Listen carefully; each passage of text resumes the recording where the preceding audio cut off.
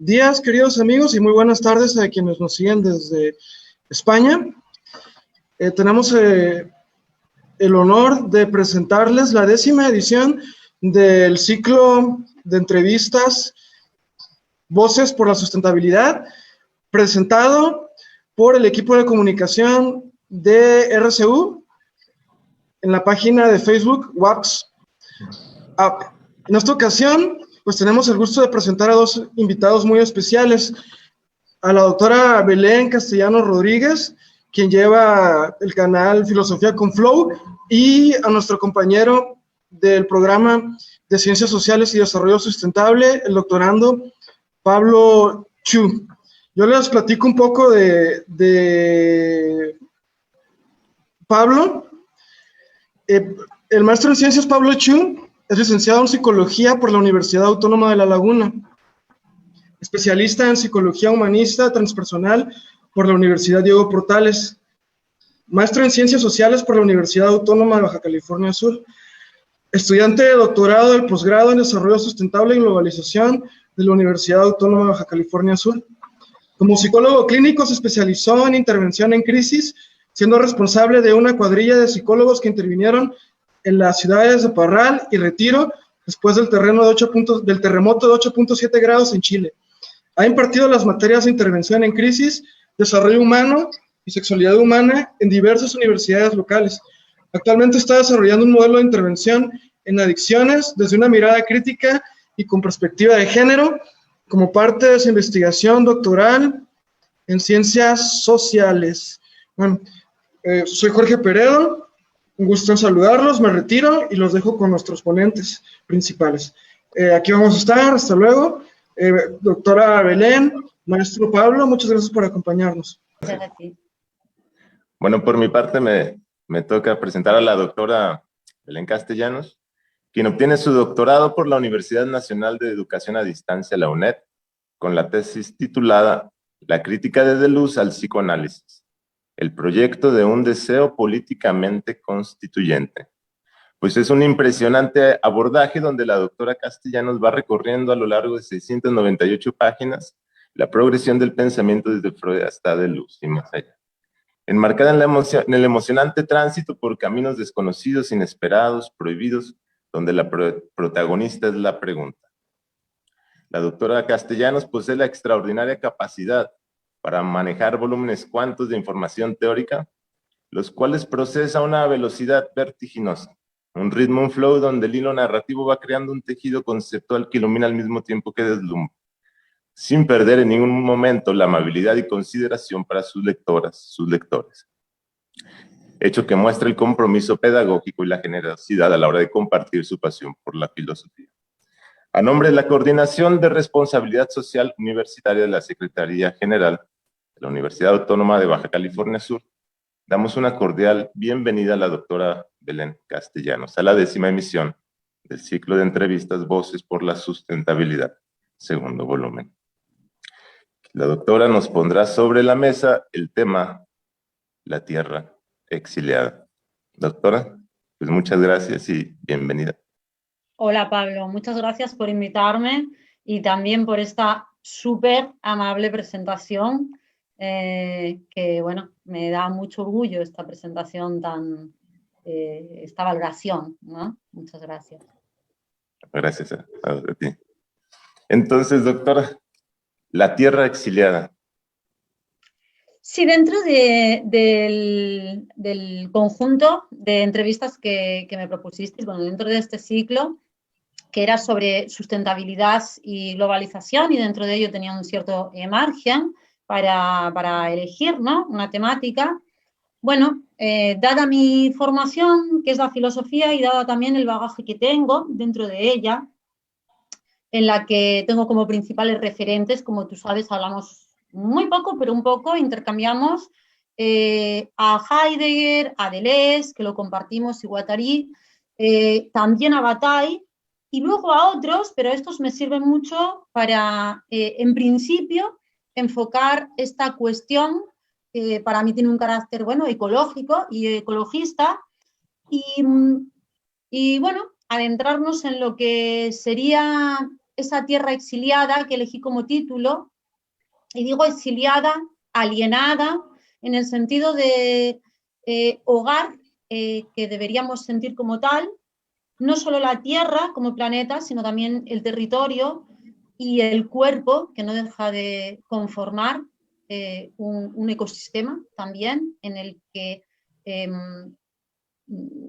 desarrollan su vida otros organismos y que, bueno, mantiene relaciones abiertas con su exterior, con ese territorio del que toma y da, y del que parece que estamos un tanto alienados. Y creo que, bueno, sin ir más lejos y por ser clara, creo que da cuenta de ello un montón de prácticas que tenemos en nuestra actualidad, que tratan de reconectarnos, y eso estaría siendo síntoma de la desconexión que tenemos, para empezar con nuestro propio cuerpo y con la naturaleza, no solo exterior, sino con la naturaleza que nos transita. Y es, bueno, pues un montón de prácticas como, vamos a decir, el yoga, sin que sea tomado aquí en el mundo occidental, en el mundo hispano, como una práctica religiosa que fuera en el origen, ¿no? O las técnicas de pilates o de meditación, o todos los discursos de la espiritualidad, nuevas religiosidades, etcétera, que nos invitan a escuchar, digamos, ese cuerpo del que estamos bastante alejados, aunque es lo que somos al mismo tiempo. Entonces creo que todos esos anhelos de reconectar con lo animal, de reconectar con nuestros síntomas, de establecer incluso una ética médica, entre comillas, dan cuenta de lo perdida que tenemos nuestra propia naturaleza, nuestro propio cuerpo y nuestro ecosistema, tanto interno como externo. Ok, sí, una pérdida de contacto tanto hacia el interior como al exterior, ¿no? Sí, que se sufre muchísimo y paradójicamente se empieza o se busca muchísimo ese contacto como en la conexión de red, ¿no? En red de la virtualidad, de las redes sociales, y muchas veces con un impulso, una compulsión, pero que no se llena, como si de alguna forma el mercado va suplantando esos caminos y los va intercambiando por productos que pueden ser cobrables, ¿no? Sí, creo que por un lado buscamos una especie de unidad o unicidad, por decirlo en términos ontológicos. Creo que el ecologismo hay que, al menos desde la perspectiva filosófica, unirlo con la ontología y con la enología, ¿no? Con esa nostalgia, con ese anhelo que tenemos de la unicidad, no solo de formar parte de una comunidad más grande, sino también de restaurar un poco ese sueño romántico y para mí afortunado también frente a la modernidad ilustrada, frente a la tecnología como ideología, que consistía en, bueno, quizá de alguna manera mistificar la naturaleza, pero para mí de una forma positiva, repito, sentir de nuevo la capacidad creativa de la naturaleza en nuestro propio interior, en nuestro propio cuerpo, y sentir un poco o volver o tener algunas prácticas que nos permitan vincularnos con el exterior. Por eso lo que tú dices de la búsqueda de conexión en la red, bueno, es bien comprensible, ¿verdad? Porque del mismo modo que ese micelio que une a los organismos vivos, más primarios quizás, como los hongos, pero también como la vegetación, esta red de Internet parece darnos una solución a la continuidad, a ese reverso de la soledad, que a veces también es querida y bueno, podemos hablar luego de ello, pero nos da esta posibilidad de estar en contacto, de formar parte como de flujos que no tienen un final definitivo, ¿no? Y por tanto no tienen como una muerte definitiva. En alguna conferencia del doctor Fernando Escalante escuché que él decía que el mercado tiene esta tendencia o búsqueda o finalidad de mercantilizarlo todas las interacciones humanas. Para poder, pues, cobrarla, ¿no? O sea, volverla un producto. Y en ese sentido, pues está el ejemplo de pues, la prostitución, la venta de órganos. En este sentido, ¿ves al mercado como una amenaza para lo social? Para ese tejido de redes, ¿no? Que estamos necesitando para la construcción de lo sustentable. Sí, indudablemente es una amenaza. No deja de ser en el momento actual y para mí, desafortunadamente, el mercado, el contexto en el que nos movemos, en el que nos relacionamos y no dejamos de relacionarnos. Lo que sí es verdad es, como tú muy bien señalas, que todas esas relaciones, inclusive los afectos, la comunicación, incluso el intercambio de conocimientos, está siendo explotado continuamente, expropiado, extraído, no solo por el beneficio capitalista, sino también no solo explotado, sino también limitado. Con ello no quiero hablar mal del límite, todas las cosas son limitadas, pero limitado de forma muy artificial por los códigos que ese mismo mercado impone, ¿no? Impone a las plataformas, por, qué sé yo, incluso por los códigos supuestamente de prudencia, de pudor, de corrección que impone. Y también por la forma casi unidimensional en la que nos permite comunicarnos, ¿verdad? Como que, bueno, un poco como le decía Lyotard en la condición posmoderna, es como que todos los conocimientos, todos los afectos, todos los amores, amistades, tienen que pasar por ese cifrado, por esa codificación virtual, ahora mismo es esta, y si no, pues bueno, quedan un poco afuera. Es decir, lo que queda fuera del mercado, lo que no puede convertirse en mercancía, queda totalmente marginalizado e incluso invivible, ¿no? Impracticable. Entonces, sí, no creo que el mercado, el capitalismo, el neoliberalismo nos impida la relación, sino que extrae plusvalor de nuestra forma de relacionarnos, aprovecha nuestra necesidad de comunicarnos para vehiculizarla hacia un beneficio, un interés propio e incluso para, bueno, generar una serie de eslogans y de modos de vida que supuestamente son válidos frente a otros. Sí, mira, ahorita que lo mencionas, ayer que estaba dándole una repasada a tu tesis, leía sobre la conversación sobre la formación del superyo, ¿no? Y pues hay una frase que me llamó poderosamente la atención, que era el goce del superyo. Entonces, un superyo codificado a partir de ciertas normas de autoridad que también goza. Y eso me conectó a una frase que no sé si tenga la relación correcta en ese sentido, pero ahorita me confirmas o no. Con la doctora Ana Pato que decía, en relación a Hitler, decía, no es de que Hitler convence a la sociedad de sus planes, sino que la sociedad deseaba un Hitler, ¿no? Entonces, en ese sentido, o sea, yo lo leo y me preocupa un poco mucho, porque entonces, Facebook, pues ya un poquito con lo que sabemos de Cambridge Analytica y todo esto, ¿tú crees que están codificando los superyos para crear una moral así, homogénea? Yo creo que sí, yo estoy muy de acuerdo con este planteamiento que estás comentando.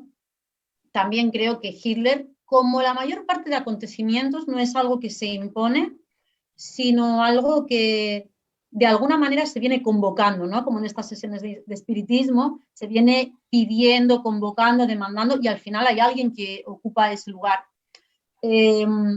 Y sí, indudablemente también me parece que las plataformas y sus métodos también de censura imponen, obviamente, unos modos no solo de comunicarse, sino también de aparecer, de gestionar nuestra propia imagen. Y con esto no quiero criticar, como se hizo para mi gusto demasiado escolarmente, las redes sociales como un lugar en el que nos exhibimos, ¿no? Al contrario, a mí la exhibición no me parece para nada mal, sino más bien al contrario, sospecho de todos esos límites que se le ponen a la imagen. Vamos a ver, por ejemplo, que tanto Facebook como YouTube, yo lo vi por algunos proyectos que tuve justamente también con el país, con Puebla, con el país de México, en un acercamiento a Caracola, que bueno, estudia el erotismo, la sexualidad, la sensualidad, fundamentalmente. Y bueno, hablábamos de cómo se ejerce pues una censura mucho más que victoriana, en la que, por ejemplo, se prohíbe cualquier imagen que parezca, incluso que simule el pecho de la mujer. Tuvimos la experiencia incluso de obtener bloqueos porque un varón con el pelo largo se mostrara con el pecho descubierto. Es decir, que incluso la imagen de Jesucristo en la cruz sería casi censurada, ¿no? El mismo en Facebook. Entonces, y además, no sé, por comentarlo, ponían esta aclaración. No se puede mostrar ningún pecho femenino y todo lo que pueda parecerlo, a no ser que esté en una función de lactancia. Bueno, es solo un ejemplo, pero está claro que hay una codificación y que no es solo cognoscitiva de aquello que puede ser comprendido o no en los lenguajes informáticos, sino que también es moralista, moral. Claro. Sí, sí, y que pues bien marcada en esto que mencionas de solamente se puede mostrar en el contexto de la lactancia también, pues muy pedagógico, ¿no? O sea, lo que es aceptable, lo que no, lo que se excluye y lo que se permite, pues a partir de aquello que pues la empresa considera correcto. Ahora, que también son medidas, pues que no se les pregunta a nadie, ¿verdad? No es como medidas democráticas, sino que ya están impuestas por intereses, pues quizá meramente económicos, de lucro. Que eso también decía Totalmente. Nancy Fraser, ¿no? Que el riesgo de las corporaciones es que toman las decisiones que nos afectan, como dice, nuestros territorios, nuestras personas, sin consultarle a ningún demos, a ningún pueblo, no hay ninguna responsabilidad social, ninguna comunicación. No, por supuesto. De hecho, lo que decías antes de la vinculación que tenía con la prostitución o incluso más bien con el tráfico, ¿no? De Sí, cuerpos, es justamente esa. Por un lado hay como una censura mucho más que victoriana, como excesivamente rancia, ¿no? Al mismo tiempo que convive con incluso mismas plataformas, con una puesta en venta permanente de lo físico del cuerpo y también de la naturaleza y de ese cuerpo interno que tenemos, que solo vale en la medida en que es enajenado, en la medida que es vendido y no solo vendido, sino vendido con un beneficio para esos socios, digamos, que es el capital. De ninguna manera se permite tampoco que sea vendido de una forma autónoma o con cierta autonomía o con cierta gestión personal de los beneficios. Entonces, claramente se trata de una prohibición de la vivencia del propio cuerpo y una invitación únicamente a transmitirlo, a vender ya no el cuerpo, que es imposible enajenarlo, sino su imagen a partir de ciertas codificaciones, ¿no? Como decía. Sí, ¿no? Es impresionante la extracción de valor, ¿no? O sea, cómo se va creando las formas para ir extrayendo el valor. En tu tesis o sea, me gusta muchísimo porque, pues además de que es muy pedagógica, o sea, muy amable con el lector, también es muy bella la manera en que está escrita. Y me encontré con muchos cruces de palabras pues que obligan a detenerse, ¿no? Y uno de esos es la promesa y la deuda. Sí, de hecho, antes que no acabé de contestarte a eso, se me fue un poco, hablabas de, bueno, de algo que tenía que ver con la culpa, ¿no? Y con la deuda y que también es posible conectarlo con este pensamiento, pensar la globalidad, pensar la sostenibilidad y pensar un ecologismo que no esté tramitado por la culpabilización individual, que para mí no trae más que, ¿cómo lo voy a decir? Caricaturas, ¿no? De lo que sería una verdadera responsabilidad social y una verdadera vivencia del planeta, como decía, de la Tierra como hogar y también del territorio y de su diversidad. Quería conectarlo con lo que hablaba sobre el superyo, ¿no? Superyos que son, bueno, gestionados, parece como que por la familia, pero en realidad no, en realidad por todos esos poderes que sobornan a la familia para que a su vez soborne al hijo o a sus miembros, dependiendo en qué estructuras de parentesco. Bueno, para más o menos recortarse, pasar por ese aro del sistema económico y al mismo tiempo como grabar cualquier tipo de lucha social o de movimiento social en forma de culpa, de deuda y también de identidad y personalización de los pecados, ¿no? De tal manera que, por ejemplo, este tema que nos convoca, aunque lo hagamos desde aspectos filosóficos en conexión con otras temáticas, este tema que nos convoca, que es la ecología, la sostenibilidad, la habitabilidad del territorio, de la Tierra y del planeta, pues parece que sufre justamente de una especie de ausencia, de carencia de sujeto, ¿no? Y por tanto, de sujeto que lucha, pero también de sujeto que pudiera convertirse en chivo expiatorio, en sujeto autoculpable o dudoso. Quiero decir, uno de los problemas sobre los que muchos pensadores llaman la atención en el movimiento ecologista y por la sostenibilidad es sobre esta idea de que, puesto que no somos la naturaleza así en mayúscula, la fisis, y puesto que al defender esta naturaleza no estaríamos defendiendo los derechos concretos de un colectivo humano, más o menos marginal, pues ocurre que es un movimiento que tiene ya, bueno, pues un recorrido bastante largo que se plantea de forma totalmente abierta en ese romanticismo que supera, que critica el pensamiento ilustrado y que elabora esos pensamientos ecologistas que están cuestionando ya el propio centro de la modernidad, que están cuestionando la globalización que comienza a montarse desde hace un montón de tiempo, pero a su vez ese romanticismo está bebiendo y está tratando de recuperar un sentimiento ecológico, un sentimiento de cierta continuidad con la naturaleza que pasa por asumir el misterio, el no dominio de la naturaleza que viene ya de la Grecia antigua.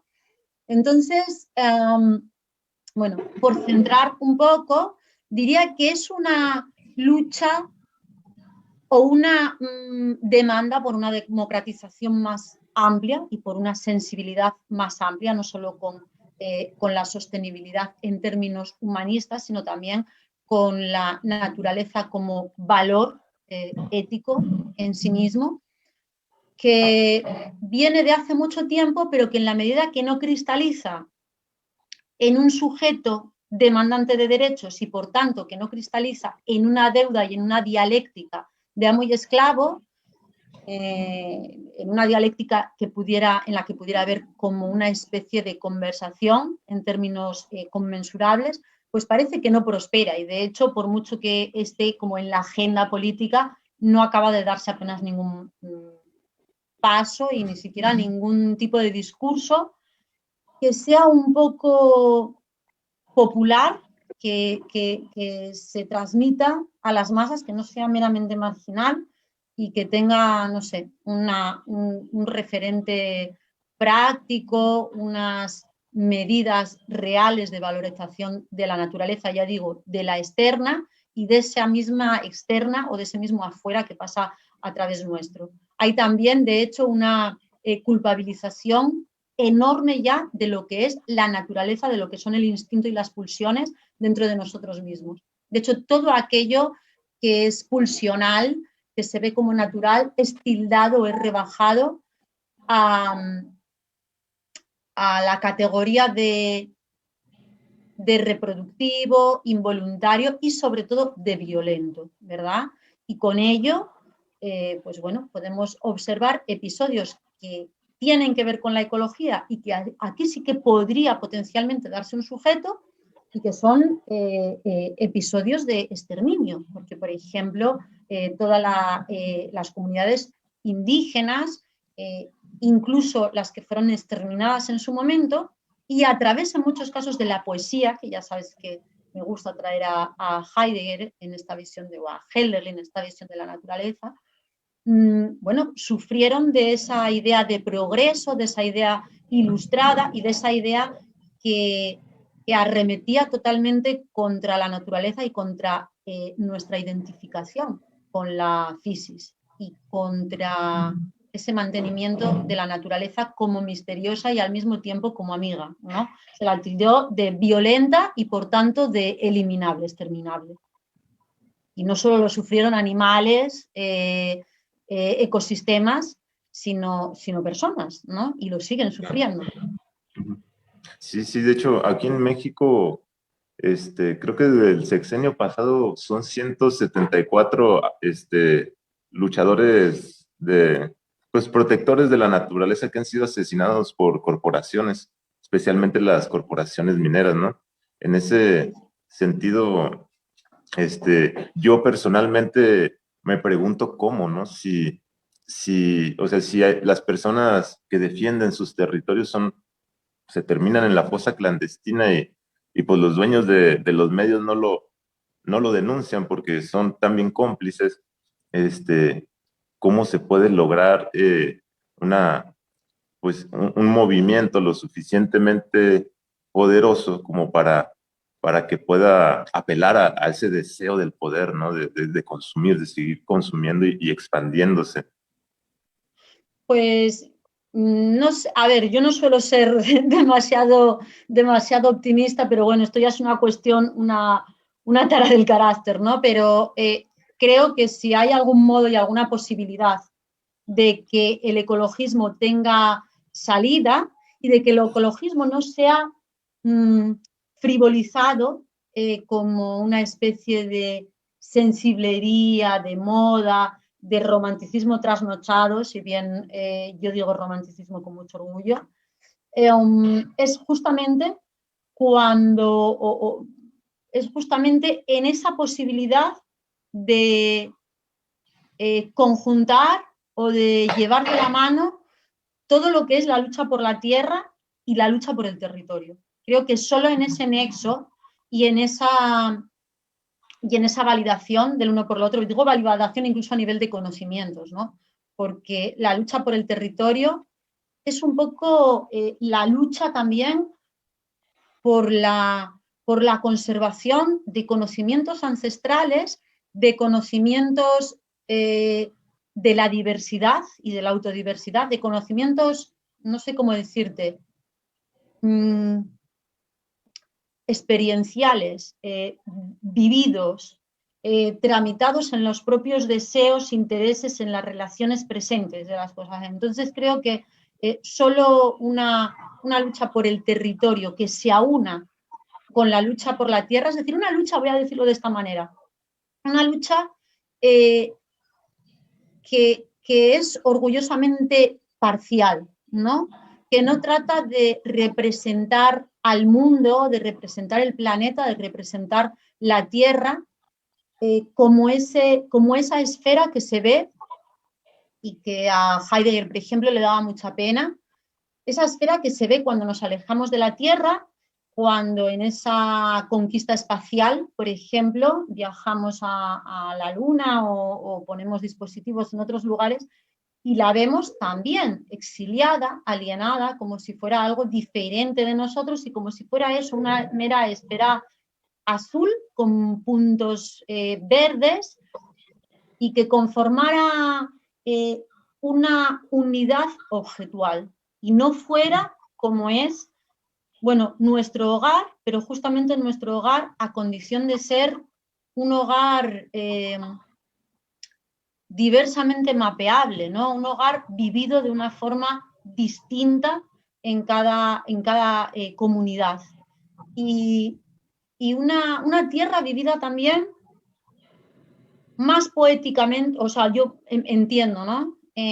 Con más posibilidades desde una racionalidad poética y creativa que desde una racionalidad científico-técnica. Con esto no quiero ponerme en contra de la técnica o la tecnología, simplemente quiero manifestarme en contra de una visión tecnológica que opaca todo el resto de lo que es el desvelamiento, ¿verdad? De la física, el desvelamiento del ser o la habitabilidad del territorio. Yo, por ejemplo, soy muy crítica y empatizo mucho con la crítica al viaje como modo de vida, ¿no? Al viaje, al turismo, pero también al turismo, ¿cómo te voy a decir? Como disfrazado de experiencia, qué sé yo, de experiencia académica o de experiencia antropológica. Bueno, que no deja de ser un modo de habitar la tierra también muy mercantilizado, muy invasivo. Bueno, me parece un buen ejemplo de lo que Claro. no debe seguir promocionándose. Sí, fíjate, y qué bueno que lo mencionas, porque nuestro estado, Baja California Sur, pues ha sido turistizado, o sea, depredadoramente, ¿no? Hablamos de una zona desértica, donde las reservas de agua son muy pocas, pero pues gobierno tras gobierno siguen explotando una supuesta vocación turística, donde llega pues mucho turismo depredador, ¿no? Y una cosa que a mí me pareció, que me rompió el corazón fue que alguna vez estuve trabajando para el sistema de secundarias, y tenían como carrera, pues atención al turismo, ¿no? Y una de las clases era, o de las materias era cómo tender camas. Entonces yo me pregunto, o sea, ¿a qué aspira una sociedad que tiene como objetivo tender camas? O sea, en una actividad que es asimétrica en cuestión de poder, donde se vive pues de la propina. Y cuándo vamos a tener carreras que nos permitan tener esos sueldos para dejar esas propinas y no vivir de ellas, ¿no? Entonces, una visión para una sociedad muy servil, ¿no? Y muy poco autónoma. Y a mí eso me genera, pues, mucha tristeza, mucho dolor, porque también, o sea, una visión impuesta desde arriba y que se gestiona como algo positivo para nuestras sociedades. Es Y que también la como... actividad, sí, perdón, que Dime, también la dime. actividad turística es una cuestión de privilegios, ¿no? O sea, y que tiene que ver con privilegios, pues, por ejemplo, la gente de Estados Unidos que trabaja como mesero en un bar puede venir a viajar aquí, pero un mesero de aquí no puede ir a viajar a Estados Unidos, ¿no? Tan solo por el tipo de cambio. Es una actividad, pues injusta también. Sí, sí, por supuesto. Además es como más allá de la frivolización, una espectacularización de la naturaleza del territorio. Bueno, es como una reedición de los zoológicos, ¿verdad? Mira, ayer buscando, lo voy a confesar, buscando documentales sobre agapornis, estos que son los lovebirds que dicen en habla inglesa, estos loritos que forman parejas y demás. Bueno, por una cuestión, una cosa personal, estaba buscando estos documentales, entonces hablaban, fíjate qué tipo de contradicciones. Solo había documentales que hablaban de ellos como plaga en España, sin denunciar al mismo tiempo, ni muchísimo menos. De hecho, quien hablaba de plaga de este pájaro, del agaporni, eran mismas personas que decían, bueno, cómo cuidarlos, cómo comprarlos, cómo no sé qué, es decir, sin hablar de lo que es el saqueo, el secuestro de esos animales que proceden de África. Al mismo tiempo, en otros pequeños documentales se hablaba de cómo estaban en peligro de extinción muchas de sus especies, es decir, al mismo tiempo están en peligro de extinción, al mismo tiempo son una plaga, claro, para países de Europa y del primer mundo que los compran y bueno, luego se les escapan y bueno, pues esos animales hacen su comunidad con sus recursos, ¿no? Y con lo que pueden. De hecho, me parece bastante representativo también de lo que es el trato con la migración, ¿no? Con los movimientos migratorios. No se habla de su explotación, no se habla de su demanda como mano de obra, pero sí se habla de, no sé, de los disturbios, de las disfunciones que pueda causar, ¿no? Dentro de un paradigma de convivencia, de racionalidad, etc. Bueno, un poco el turismo es lo mismo. Este zoológico, te lo contaba porque se hablaba de que el agaporni había sido descubierto, que a mí me sorprendió, en los años 70, imagínate que yo nací en el año 78, se descubrió para Europa, ¿no? Para lo que es el norte del planeta, en los años 70, y decían que no obstante habían traído los primeros ejemplares para mostrarlos en un zoológico alemán, que no sé reproducir el nombre, no me acuerdo, pero que existía ya desde tiempos más antiguos, y era un zoológico conocido porque exhibió, importó y exhibió diferentes razas humanas, bueno, un poco como para recreo, ¿verdad? De la sociedad europea. Cosa que no está tan lejos de lo que seguimos viviendo, incluso en España, en Barcelona. A mí me sorprendió cómo en los últimos tiempos aparecieron anuncios sobre rutas turísticas por los barrios pobres de Barcelona, que se estuvieron pauperizando de una forma muy intensa en el último tiempo. Y bueno, lo que se ofrecía era una ruta para ver a los homeless que viven en la calle. Bueno, no sé si es más obsceno o menos que esos humanos y que esos dos animales, para mí lo mismo, forma parte del mismo criterio, del mismo baremo, de la misma lógica. Lógica para mí del espectáculo y tecnología como ideología. Decía Heidegger, y lo quiero traer aquí, sé que estoy hablando mucho de Heidegger, pero también yo entendí mucho a Deleuze a través de él. Decía de la usura, en términos marxistas también podríamos encontrar, ¿no? De la sobreproducción, del imperialismo, pero me gusta cómo lo expresa Heidegger porque habla en términos que podemos entender dentro de nuestra propia subjetividad y no solo como una estructura, ¿no? Económica. Como una meta que es la ausencia de metas. Es decir, ese paradigma tecnologicista en el que entra el turismo del que estamos hablando, o el viaje, que no deja de ser un uso y abuso de la tecnología, justamente como una meta que, lejos de que la podamos criticar por lo finalístico, por lo teleológico, como es lo habitual en las críticas a la metafísica, podemos criticarlo por ausencia de metas. Es decir, es como una forma de taponar el vacío que pudiéramos sentir con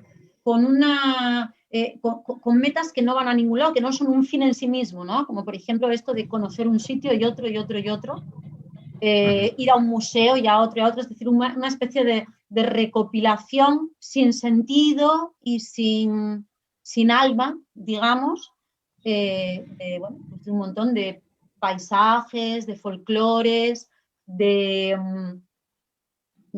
sociedades, de culturas, de las que no nos quedáramos con nada. Incluso yo creo que en ese tipo de viaje, en ese tipo de turismo, incluyendo, te digo, que está como, bueno, un poco disfrazado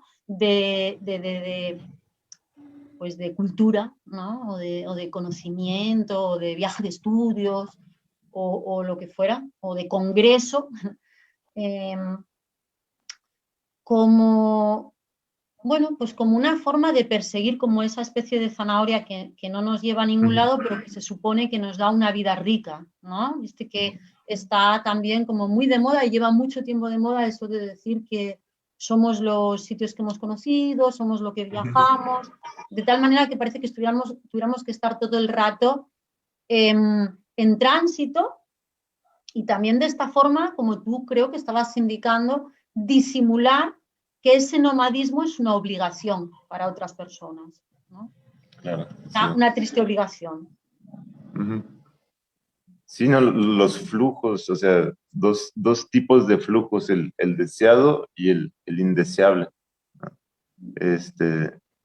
Fíjate que con esto que mencionas sobre el viaje, sí, yo noté desde unos 10 años para acá que se empieza como a posicionar esto del viajar, ¿no? Y como una actividad no materialista, porque cambias el producto, un producto físico por una experiencia y eso le agrega como un valor espiritual a la persona, al menos así lo entendía, pero que sí, precisamente es un viajar conspicuo por por esta tendencia de ir acumulando lugares como quien acumula puntos, estatus, prestigio, y que está ahí para ser expuesto, ¿no? Y que yo creo, curiosamente, se fortalece con el auge de las redes sociales donde se pueden subir las fotografías y mostrar la evidencia, ¿no? De que seas,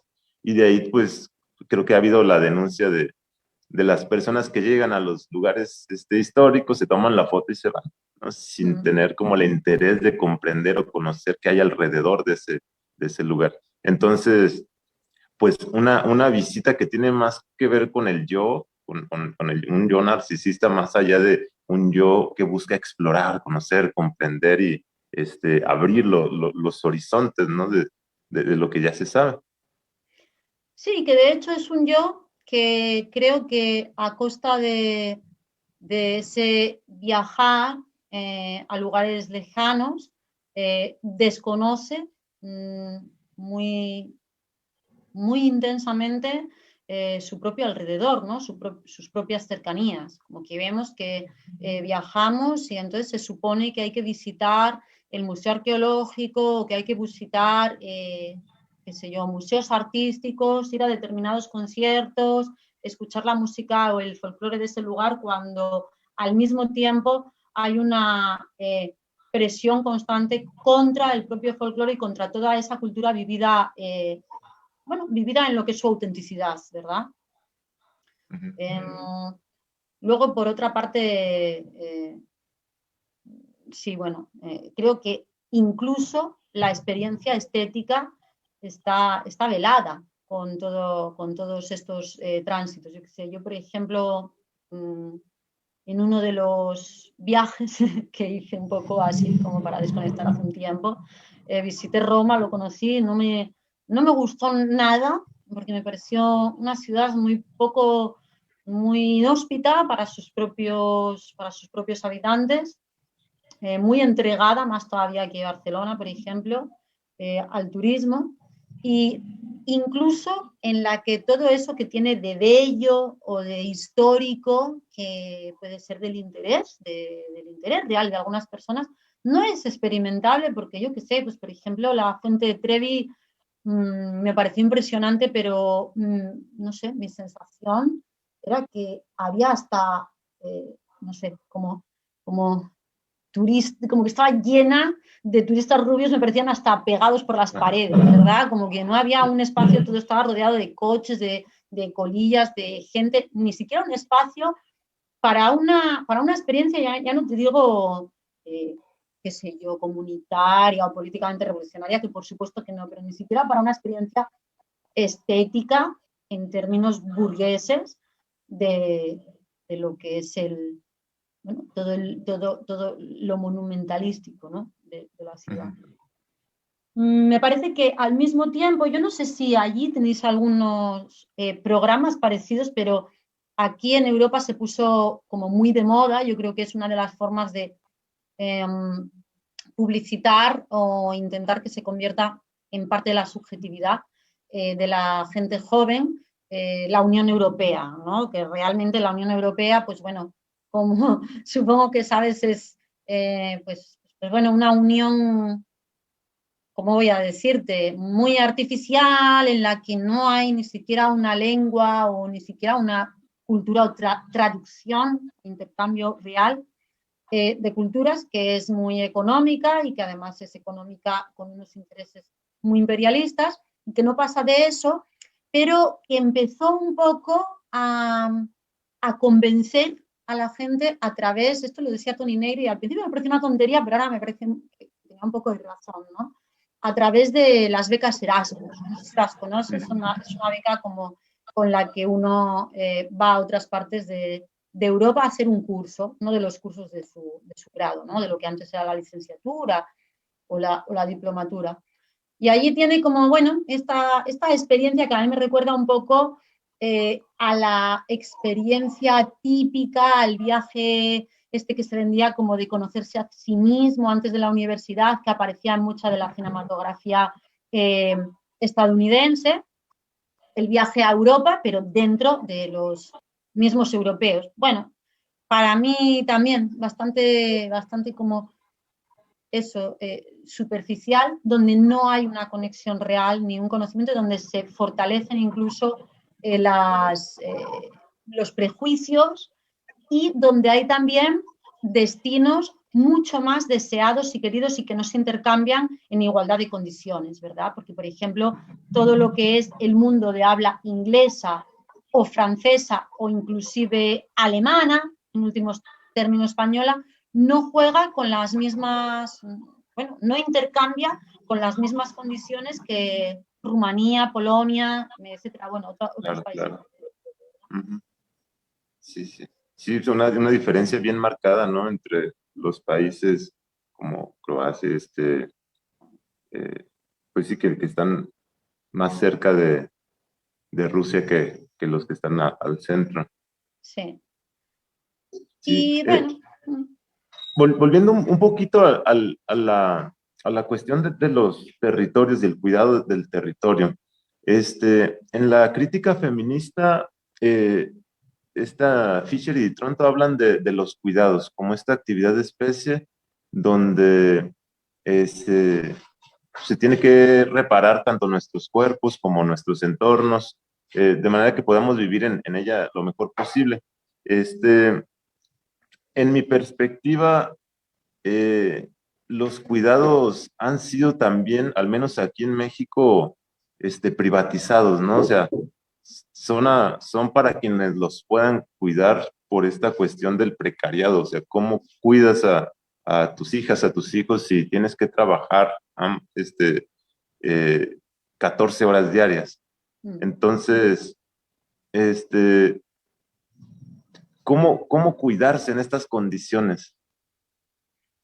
Sí, muy difícilmente, puesto que en este aspecto efectivamente se cruzan, bueno, se cruzan intereses que forman parte de la lucha no solo feminista, sino también LGTBI, o por las diversidades sexuales, tanto en el sentido de orientación como identitarias, pero sobre todo en lo que ellas tienen de revolucionario respecto de construir un poco la privatización del cuidado, que no solo se da a nivel empresarial, sino también a nivel de parentesco, ¿no? Como que esos cuidados de pronto aparecen a cambio mediante un soborno, en el que la subjetividad de uno tiene que, incluso la vida de uno tiene que ponerse al servicio y a la realización de una determinada estructura social que conviene al capital. Bueno, al final esos cuidados que son también imposibilitados, bueno, pues sí, aparecen como opciones dentro del mercado, dentro de quien las pueda pagar o dentro de quien dentro de ese mercado pueda hacerse un hueco que no está en las capacidades económicas de todo el mundo para dedicarse al afecto, ¿no? A la afectividad no mercantilizada, que es casi ya ninguna. Vivimos prácticamente en eso que Marx pues preveía, ¿no? O profetizaba bajo el nombre de subsunción total de la vida en el capital. Incluso cuando creemos estar dedicándonos al consumo y al ocio, y por ejemplo nos encontramos visitando Facebook o cualquier otra página, o viendo una película o leyendo un libro, estamos produciendo, de tal manera que la sobreproducción no solo está o no solo es un problema del lado de la fábrica, sino también del lado de ese mundo de los supuestos afectos, dentro del cual entra el de los cuidados y que sin embargo oculta bajo el nombre de tiempo libre, de ocio y de afecto un trabajo no asalariado, un trabajo no reconocido. Y basado además en esa flexibilidad que tiene el cuerpo humano, a diferencia de lo que es capital meramente maquinario tecnológico, como para, no sé, duplicarse, ¿no? Como para flexibilizar sus energías y llevarlas al límite. Pero sí, tenemos muy poco tiempo para cuidar de nuestros afectos, para tener incluso una educación en la amistad. El otro día conversaba con algunas de mis personas allegadas sobre la poca educación que tenemos en lo sentimental, la poca educación y más bien no sé, las malas inercias por las cuales tenemos muchas dificultades, por ejemplo aquí en España particularmente, para romper determinadas relaciones, para gestionar la amistad que está tan devaluada por no ser por no ser una relación tan cuantificable o en la que podamos vertir o en la que podamos delegar cuidados y quitarse esa responsabilidad, quitársela al Estado, ¿no? Es decir, que no nos dan un permiso en el trabajo para cuidar de un amigo, aunque tenga cáncer y se esté haciendo una quimioterapia, tiene que ser un pariente, tenemos que tener un vínculo de consanguinidad o sexual o que al menos lo parezca o se aproxime. Bueno, y hablábamos de la poca educación que hay, la poca capacidad que tenemos para gestionar esas relaciones de amistad que a veces se nos van de las manos, que no son reconocidas, que no sabemos cómo valorarlas, si pedirles mucho, si pedirles poco, si es incluso de mala educación pedir ayuda, ¿no? Cuando es fuera de la familia. Tenemos que reproducir esas estructuras de parentesco que benefician el consumo y la producción para, a cambio, obtener ciertos permisos raquíticos y cada vez más raquíticos para poder cuidarnos. No solo para poder cuidar de los allegados, para poder cuidar a nosotros mismos, para poder escuchar nuestro cuerpo, para poder curarlo, repararlo, advertir los síntomas, advertir cuando nos indica de un dolor, cuando nos dice que probablemente ya no podemos más o ya no tenemos capacidad para producir de una manera salubre, qué sé yo. Sí, claro. Mira, esto lo relaciono con otra parte que leí de tu tesis, que también me gustó muchísimo, y que con esta yo creo que cerramos esta sección y nos vamos a leer las preguntas, si te parece, de las personas que nos están escuchando. Ahorita, con lo que estás describiendo, pues es este límite con el que se chocan los afectos, ¿no? No podemos ir más allá porque está normado por la sociedad y esta expresión de lo afectivo, este deseo, esta necesidad y esta posibilidad, pues se queda limitada y encarece o precariza nuestro mundo interior. Pero tienes una frase que es el límite que también es horizonte, ¿verdad? Entonces, Sí, en este límite donde hasta aquí podemos llegar, también nos muestra hacia dónde queremos llegar. ¿Sí? yo creo que esto tiene justamente mucho que ver con esto que conversábamos antes sobre la meta sin metas, ¿no? Que sería como una especie de no límite que borra el horizonte. El límite efectivamente nos da la posibilidad de un sentido, nos da la posibilidad de una perspectiva, de tomar conciencia del ángulo, del punto de vista, de la relación que tenemos con la naturaleza, con el territorio, y verlo como algo limitado es lo único que posibilita una vivencia, ¿verdad? También te voy a contar una conversación justamente de este sábado con un amigo que me decía que estaba estudiando acerca de bueno, los diferentes modos de resistencia, de lucha, de resistencia política, y cómo cuando digamos que el que está en una posición marginal trata de imitar el modelo de guerra del poderoso, es cuando queda vendido, se viene abajo, porque en esos términos siempre va a perder, ¿no? Y cuando, además tenemos ejemplos históricos, cuando realmente tiene alguna opción de ganar, no es cuando pelea con esas mismas armas, sino que en vez de esa gran guerra se acoge a la guerrilla, se acoge a esa ventaja que le da su propia diversidad y que le da su propia marginalidad. Y es conocer el territorio y convertirse un poco en animal de ese lugar y de ese ecosistema y conocer de una mejor manera, ¿no? Y poder como surfear en ese terreno. Te contaba esto porque... ¿Por qué te contaba esto? ¿Cómo era que íbamos a Estamos hablando del límite del horizonte. Sí, por el límite y horizonte, efectivamente. No sé, incluso decía el propio Hegel que el que es amo, el que está en función de amo, desconoce muy intensamente al que le hace de esclavo, ¿verdad? Cuando no es inversamente así.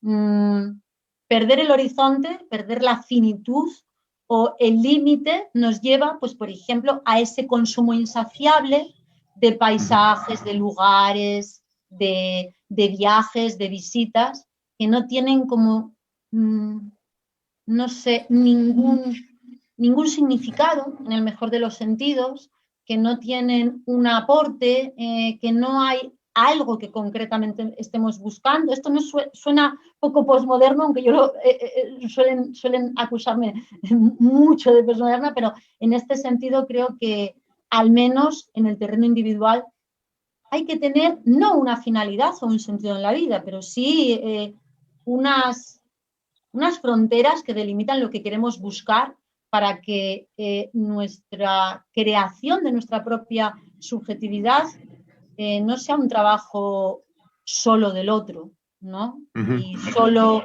acoplado y ajustado a las expectativas del poder y del otro, sino poder un poco hacernos cargo de cuál es nuestro camino, nuestra búsqueda, ¿verdad? Sí.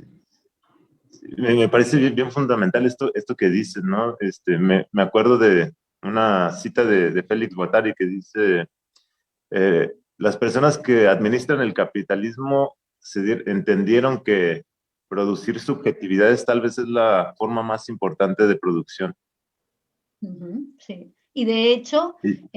con Guattari yo creo que podríamos afirmar sin miedo que incluso toda la industria que sigue produciendo otro tipo de productos que le entendemos como más primarios, incluso, bueno, como del área industrial, secundaria, es decir, objetos, no dejan de circular por todo el perímetro de la Tierra gracias a que se produce al mismo tiempo una producción de subjetividad como que ¿cómo voy a decir? Como que lubrifica esa expansión del producto, ¿no? Como que lubrifica ese flujo de capital, incluso en la producción de objetos clásicos, industriales. La búsqueda de nuevos mercados implica una producción de subjetividad, una producción de nuevas necesidades y de un deseo que se acomoda justamente a esa oferta, ¿no? A esa intención de ampliar el mercado, de buscar nuevos territorios que invadir y nuevos territorios que sobornar. Claro, sí, y como dices, ¿no? Pues la experiencia viene el ejercicio viene de afuera y uno que pues corre el riesgo de quedar a merced de las fuerzas exteriores y abandonar cualquier observación hacia el sí mismo, que esa fue otra cosa que me impresionó mucho del cómo vas en tu tesis, no sé si es la palabra correcta, pero historizándote, cómo vas describiendo los procesos por los cuales fuiste pasando y te llevaron a tomar las decisiones a la hora de ir estructurando, de ir investigando, y o sea que esa capacidad autorreflexiva, ¿no? Que pues que es muy, muy impresionante de ver porque es, no sé, en mi experiencia poco común. Y también, pues ahí también creo que está pues, la posibilidad, ¿no? De al conforme vamos leyendo este tipo de textos, se van abriendo nuevas posibilidades dentro de uno. Y pues, ¿no? Qué maravilla tu trabajo. Y Ay, voy a muchas decir otra vez gracias. el nombre de tu tesis para que quienes nos escuchan tengan la oportunidad, que al cabo está, no sé si está disponible así en línea, pero se llama La crítica de Deleuze al psicoanálisis, el proyecto de un deseo políticamente constituyente. Es una tesis que además que es, o sea, tiene una cantidad de información teórica impresionante, es muy bella también, está muy, muy bien escrita. Y Ay, te bueno, quiero agradecer mucho eso porque le doy importancia y me parece que el modo de comunicar y el estilo no es para nada algo superficial o menos importante, sino que me parece hermoso que sea recibida con esa valoración de belleza. Muchas gracias. sí, sí, no, pues es que, o sea, se nota que está intencionada de esa manera. Y sí, entonces tiene muchas dimensiones de trascendencia, ¿no? O sea, en lo estético, en lo teórico y en lo, pues, en lo reflexivo. O sea, a mí me encantó. Y tienes otro libro, ¿cierto? Lo vi en línea que, Será ¿nos podrías seguramente, compartir? sí, el inconsciente ontológico de Gilles Deleuze, que está un poco basado en todo, claro, todos esos años de estudio sobre la filosofía de Gilles Deleuze, pero también en su relación con el psicoanálisis. Bueno, es una crítica, pero es una recepción también. Entiendo que es una crítica interna. Yo además soy muy fan de Freud Ajá. y bueno, y de otros psicoanalistas como Winnicott, como Melanie Klein, que al fin y al cabo me cambiaron la vida y creo que a Gilles Deleuze también, y que si son bien entendidos, podemos reapropiarlos en línea con todo esto que estamos diciendo, que estamos conversando, como para poder recuperar nuestro deseo, no perder de vista nuestro deseo, Claro que que sí, sí, está sí. bien alienado, ¿verdad? Por todo esto que estamos comentando, por todas estas inercias, por todas estas formas bastante inauténticas de habitar el planeta y de habitar nuestro cuerpo también. Entonces, bueno, en todos esos años de recorrido también fui generando como una visión o una reconcepción de Deleuze acerca del inconsciente y acerca del deseo, que el deseo era como el núcleo de mi tesis. Y bueno, se plasmó en ese libro un poco después, que bebe también de lo estudiado en la tesis y que se llama El inconsciente ontológico de Gilles Deleuze, y que es, bueno, esa filosofía del psicoanálisis que él presenta, esa filosofía del deseo, que yo creo que está muy en línea con cierto impulso del Freud más revolucionario. Y por supuesto, va de psicoanalistas como Wilhelm Reich, con esas experiencias alterfamiliares y, bueno, en fin, con otros psicoanálisis aún menos institucionalizados que el del propio Freud, pero que discute mucho con otro psicoanálisis más institucionalizado y que yo le digo culturalista en ese libro. Sí, sí. Y Sí. bueno. Bueno, ¿qué te parece si pasamos a las preguntas, las respuestas? Me parece perfecto. Déjame. Sí.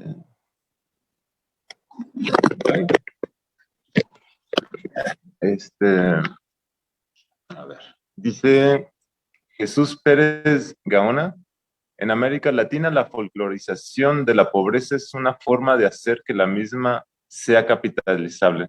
Eso lo mencionabas, ¿no? Con estos viajes a los suburbios. Y no solo un problema a supuestamente atender, incluso podríamos comprenderla como forma de gobierno en que la precarización es una producción de inseguridad y muerte como dispositivos de gobierno de la población, común en Argentina, Brasil, Colombia y México. Sí, por supuesto.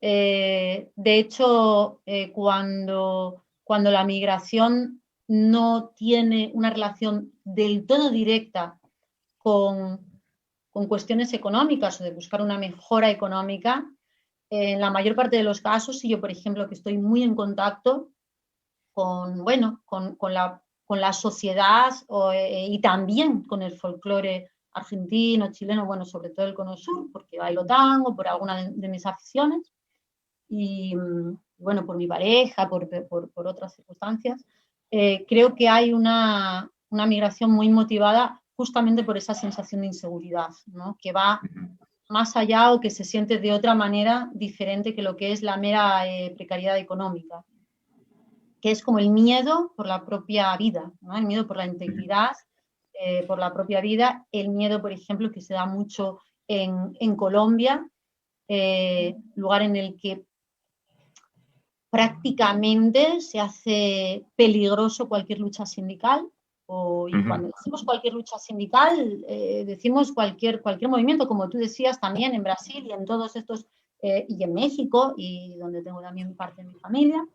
Bueno, la lucha ecológica para nada es eso que nos quieren vender, como que es una moda, como que el capitalismo verde, como que, bueno, como que es algo así como snob, sino que la lucha ecologista y la lucha por la tierra, por la naturaleza, por esa fisis, por ese cuidado del territorio que nos da la vida y que nos permite desarrollarnos, es una actividad de riesgo. Entonces, sí, por supuesto. Otra cosa es que yo creo que más que folclorizar la pobreza, yo diría más bien que el folclore es justamente el conocimiento y el saber que se da en la pobreza, en los márgenes, frente a otro saber más academicista. Entonces, querría matizar con esto, porque para mí es muy importante dignificar el folclore y darle, por ejemplo, no oponer la filosofía al mito o no oponerla a otros discursos que están, qué sé yo, quizá que se han abstraído menos y que están más incardinados en el mapa, en el terreno. Y me parece muy importante reivindicarlos y diferenciarlos de esa folclorización del espectáculo, del que ve, no del que posee esos conocimientos, ¿no? Que es más bien el amenazado. Justamente, no sé si me hago entender. Sí, por supuesto. Ahorita te hablabas sobre la lucha por los territorios. Pensé en el concepto de dispositivo, ¿no? Como esta máquina de luz que ilumina lo que quiere iluminar y oscurece lo que no. Y pienso, por ejemplo, en Greenpeace, que es mostrado como esta forma, no sé, sistémica de hacer resistencia, ¿sí? Mientras que, pues nunca nos vamos a enterar de de las personas que todos los días están siendo asesinadas, ¿no? O sea, se ilumina esta marca ecologista y se oculta, se desaparece completamente aquellas luchas que no están patrocinadas por ningún interés sistémico, ¿no? Que, pues sí. Porque esas luchas, si se visibilizaran, es visibilizar directamente el exterminio, ¿no? Es visibilizar el genocidio. Claro. Entonces, claro, eso no se va a hacer. Siempre como que es preferible, bueno, poner el foco, sí, sobre estas otras organizaciones, que a veces no se le pone el foco tampoco para defenderlas, se le pone el foco un poco para criticarlas, pero para criticarlas como de superficiales, como de, sí, como de snobs. Quiero decir, yo tampoco pienso que su trabajo sea un trabajo banal o despreciable, pero es como que toda la representación de la lucha ecológica queda secuestrada en esa modalidad que está como desconectada, ¿verdad?, de todo lo demás, como si fuera una lucha que no tiene nada que ver con las personas, que no tiene nada que ver, como si la selva no tuviera también una vida humana que siendo allí y una vida en una mayor conexión con la naturaleza, o como si esos modos de vida fueran salvajes y no existieran, pero bueno, como decía, dar cuenta de ellos sería dar cuenta del genocidio. Entonces, por supuesto que difícilmente va a aparecer, ¿verdad? Sí. Bueno, ahora Francisco Javier Cervantes Bello pregunta, ¿hay un desencuentro entre cultura social y turismo? Hay un desencuentro en el entre sentido cultura social y turismo, sí. Perdón. La cultura social creo que implica un conocimiento desde adentro, o al menos una vivencia de una comunidad o de un terreno, de una vivencia también desde el lado de la necesidad, ¿no? Pero el turismo nunca se vive desde el lado de la necesidad, salvo que uno tenga muy mala suerte, ¿no?, y le pille un tsunami o qué sé yo. El turismo se vive desde el lado justamente no solo del ocio, sino de un mal ocio, del aburrimiento, de la huida, porque muchas veces yo creo que podemos ser conscientes de que vamos buscando no tanto experiencias en otros lugares, sino que vamos buscando invisibilidad y que tenemos todo el derecho a ello.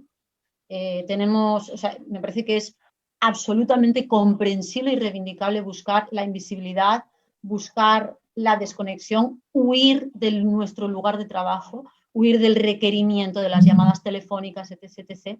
Pero para eso no debiera ser necesario invadir otros países o invadir otros terrenos para hacer exactamente lo mismo que hacemos en el nuestro, que hacemos simplemente si nos alejamos unos kilómetros de nuestra ciudad, ¿verdad? Claro. Sin dejar ni tanta huella ecológica y sin convertir todo en una misma cosa. Yo no veo mal ir y beberse un refresco de cola, pero para eso no hace falta viajar y medio mundo y, no sé, coger un avión, parar no sé dónde, un hotel, una playa, no sé, no hace falta, ¿verdad? Porque no.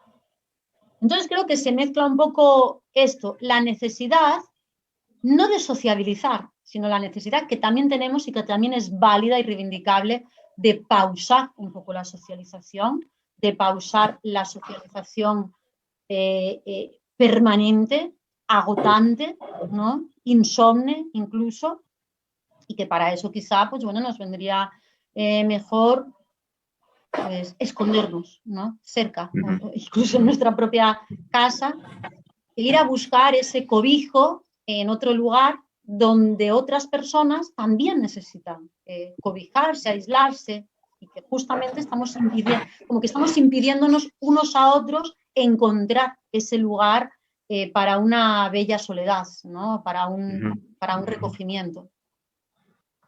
Sí, bueno, definitivamente.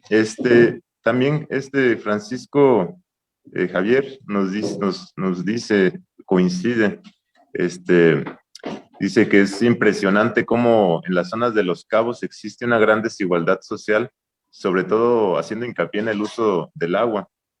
Y le gusta mucho que exista este acercamiento interdisciplinario con la filosofía, que enriquece mucho el panorama. Y mira, te cuento que acá en las zonas turísticas, las colonias periféricas donde trabajan pues la gente que va para los hoteles a trabajar allí,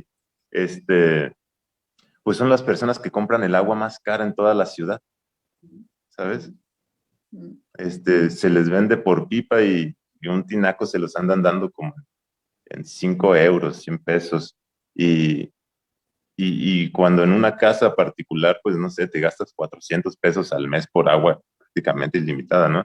Entonces, ¿cómo, pues a los sectores más marginalizados los costos de vida, o sea, son muy altos? Y bueno, que esto ya habla como de esta preferencia en beneficiar a quien más tiene y perjudicar a quien no.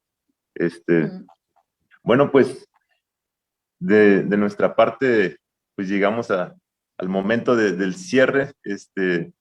Si te gustaría agregar algo antes de despedirnos. No, únicamente, bueno, hacer ese recordatorio de ese pasaje tan bonito de Heidegger, justamente al hilo de este tema del agua, ahí que además es como la primera formulación del Arjé, ¿no? En Tales de Mileto, el agua, como el principio de todas las cosas y por tanto aquello que debería conformarnos y ser accesible, ¿no? Igualmente a todos los modos de vida. De este pasaje en el que compara, bueno, pues una ciencia, una tecnología que puede conocer, que puede desvelar en ciertos puntos la naturaleza y que puede incluso aprovecharse de ella en el formato, por ejemplo, que un molino de agua lo hace, ¿no? Aprovechando la fuerza, la propia corriente que esa naturaleza tiene y que sería, para mi gusto, pues muy significativo o muy representativo de lo que haría alguien que vive en una fluidez y en una continuidad con su tierra y con su territorio, a diferencia de un aprovechamiento de los recursos naturales que en lugar de usar esa misma orientación, esa misma fuerza, como fluir con ella, la distorsionan, cambian el caudal, privatizan, excluyen, ¿no? Y bueno, que me parece una bonita diferenciación para que veamos también que no solo es bueno, un pensamiento ecológico y un pensamiento alternativo a esta globalización que se nos impone, no es solo una renuncia, ¿no? No es solo no usar, no hacer, no vivir, sino que hay otros modos de usar y de vivir. Claro, sí, o sea, fluir con, ¿no? O sea, que es algo que los pueblos originarios saben hacer, ¿no? Es ese aprendizaje que hay que, bueno, apreciar, visibilizar, que no todo tiene por qué ser tan, no tenemos, nuestra existencia no tiene por qué estar determinada por las fuerzas del mercado, sino que nosotros podemos definir el valor a partir de nuestro conocimiento personal, ¿cierto? Por supuesto. Bueno, pues nosotras estamos encantados con la participación. Pues les recuerdo la tesis, el título, La crítica de luz al psicoanálisis, el proyecto de un deseo políticamente constituyente, su canal, Filosofía con Flow, en el YouTube, que por cierto ya me aventé varios videos y conferencias y pues sí, muchísimo que aprender. Me resultó impresionante, para serte sincero, el video sobre sexualidad, donde vas recorriendo, adentrándote por el psicoanálisis y pues bueno, o sea, no era más de 1 hora de contenido, pero o sea, queda claro que tienes toda la información ahí, lo tienes disponible para hacer uso indiscriminado. Yo estaba impresionado, ¿no? O sea, porque no paras, sigues tejiendo las ideas, tomas autores, vas creando pues un tejido que ilustra, ¿no? Me queda muy claro, y me parece impresionante y muy enriquecedor. Ay, muchas gracias. Mira, esos contenidos sobre sexualidad son de los primeros que filmé, son como los que inauguraron un poco mi canal y que los comencé a hacer cuando la pandemia, cuando la pandemia no, en ella todavía seguimos, en el confinamiento, que es donde arrancó este avatar mío, youtubero. Y te agradezco mucho que lo hayas visitado y que lo hayas visto. Tengo que decir también y agradecer mucho a Latinoamérica porque la verdad es que he tenido mucho más recepción allí que en España, cosa de la que me alegro también. Para mí dice algo bueno, sí. Y bueno, que es muy importante para mí esa valoración, la verdad. Sí, no, muchísimas gracias a ti. Bueno, nosotros nos despedimos. Muchas gracias, doctora Belén Castellanos. Y pues aquí Gracias, estamos, Pablo. seguimos en contacto. Se despide feliz, mi niño. Ay, encantada, feliz.